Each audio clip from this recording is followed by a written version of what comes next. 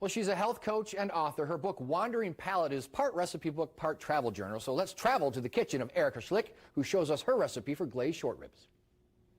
Hi there! Today I'm going to be showing you how to make my honey glazed pork rib recipe. And ribs are actually very easy to cook. The trick is to cook them for a long time at a very low temperature. So I'm going to show you how to prepare them to get the ultimate rib today.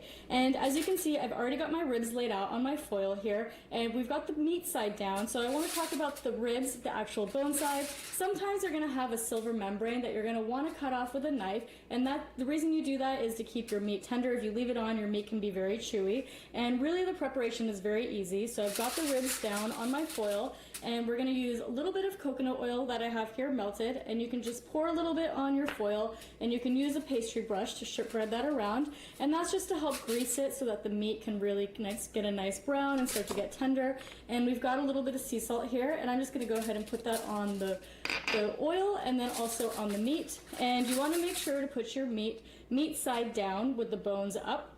And that's pretty much it. After that, what we're going to do is we're going to wrap this in foil. You want to make sure it's a very tight wrap, and that's going to keep all the heat and the steam in while we bake it.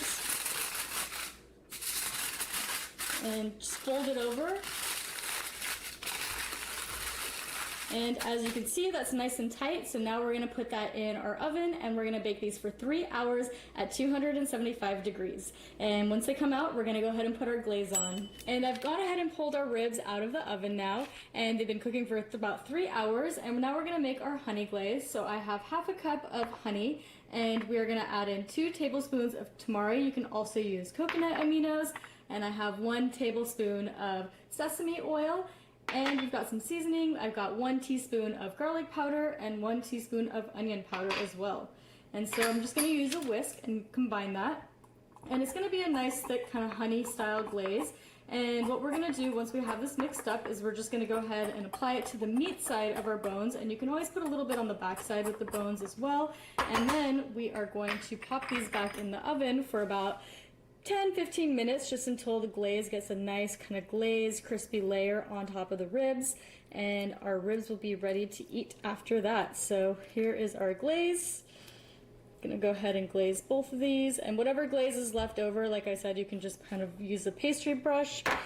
You can lift the ribs up a little bit, and you can just kind of paint the back side of it.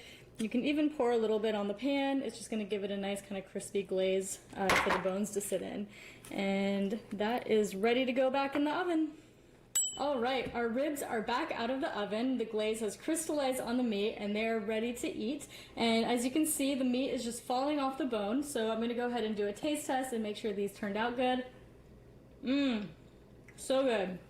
The meat is so tender. The glaze is so sweet. Absolutely delicious. So make sure to check out this recipe. It's on my blog, The Trail to Health